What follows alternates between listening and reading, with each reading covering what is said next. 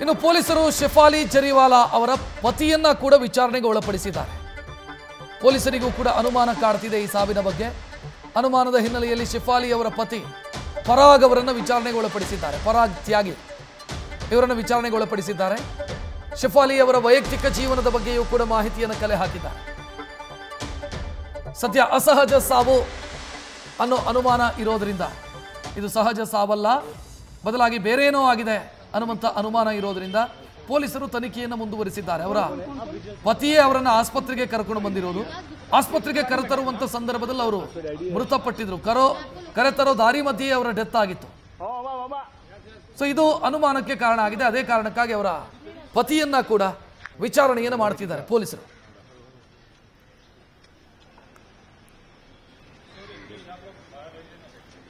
ठीक है सर जा रहे जी बिल्कुल सर जा रहे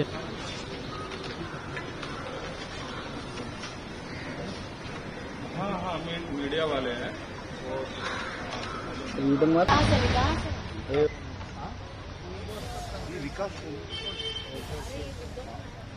ಇನ್ನು ಸೆಲೆಬ್ರಿಟಿಗಳಲ್ಲಿ ಇಷ್ಟೇ ಇದೆ ಹೃದಯಾಘಾತದಿಂದ ಮೃತಪಟ್ಟಂತ ಸೆಲೆಬ್ರಿಟಿಗಳದು. 35 ವರ್ಷಕ್ಕೆ ಅವರು ನಿಧನರಾದರು. ಅವರ ಸಾವಿಗೂ ಕೂಡ ಕಾರಣ ಆಗಿದ್ದು ಹೃದಯಾಘಾತ. ಚಿರಂಜೀವಿ ಸರ್ಜಾ. ಇನ್ನು ಪುನೀತ್ ರಾಜ್ಕುಮಾರ್ 2021ರಲ್ಲಿ ನಿಧನರಾದರು 46 ವರ್ಷಕ್ಕೆ.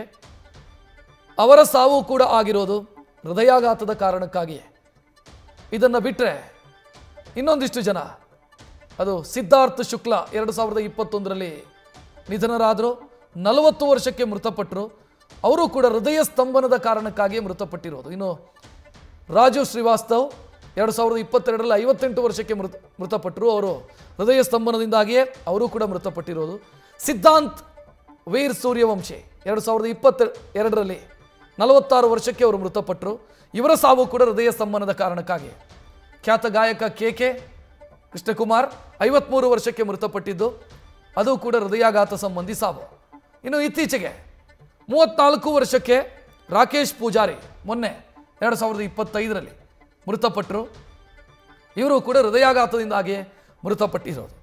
ಈಗ ಶೆಫಾಲಿ ಜರಿವಾಲಾ 42 ವರ್ಷಕ್ಕೆ ಅವರು ನಿಧನರಾಗಿದ್ದಾರೆ.